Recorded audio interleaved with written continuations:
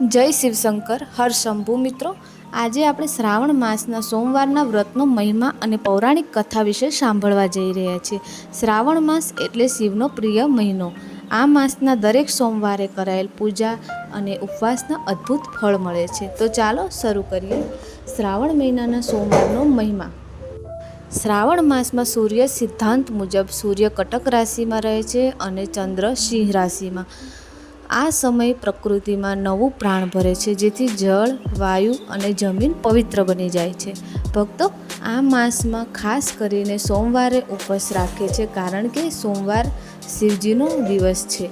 કહેવાય છે કે આ દિવસે ઉપવાસ કરીને અને શિવલિંગ પર અભિષેક કરીએ તો ભગવાન પ્રસન્ન થાય છે અને ભક્તની સર્વ મનોકામના પૂર્ણ થાય છે. પ્રાચીન કાળમાં એક ગરીબ દંપતી રહેતું હતું. તેઓ શિવના ભક્ત હતા, પણ ગરીબીના કારણે તેમના જીવનમાં અનેક કષ્ટો હતા. શ્રાવણ માસ શરૂ થતાં બ્રાહ્મણે તેની પત્નીને કહ્યું, આ માસમાં આપણે દર સોમવારે ઉપવાસ રાખી શિવજીની પૂજા કરીએ અને ભક્તિ શ્રદ્ધાથી ભગવાનને પ્રસન્ન કરીએ. પત્ની તો ખુશ થઈ ગઈ. તેમણે બંને સવારે વહેલા ઉઠી સ્નાન કર્યું, ગંગાજળથી શિવલિંગનું અભિષેક કર્યું અને ઓમ નમઃ શિવાય મંત્રનો જાપ કર્યો. તેમણે વ્રતની કથા સાંભળી અને આરતી કરી.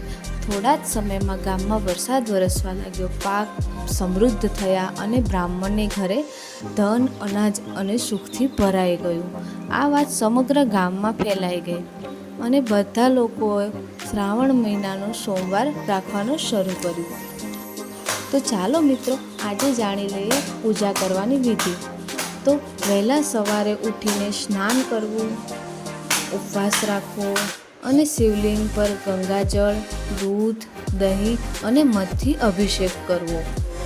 પછી બિલ્વપત્ર, ફૂલ અર્પણ કરવા અને 108 વાર ઓમ નમઃ શિવાય મંત્રનો જાપ કરવો. વ્રત કથા સાંભળી, વાંચી અને આરતી ધરાવી અને પ્રસાદ ધરાવવો. આ વ્રત કરનારને મનોચિત ફળ મળે, અવિવાહિત કન્યાને સુપાત્ર પતિ મળે, દંપતીને સંતાન સુખ મળે અને ઘરમાં સુખ સમૃદ્ધિ છવાઈ જાય છે. તો મિત્રો, આ શ્રાવણ માસમાં જરૂરથી સોમવારનું વ્રત કરશો અને ભગવાન શિવના આશીર્વાદ મેળવો. હર હર મહાદેવ. અને જો મારો વિડીયો પસંદ આવ્યો હોય તો લાઈક, શેર અને સબસ્ક્રાઈબ કરવાનું ચૂકશો નહીં. Thank you. ધન્યવાદ.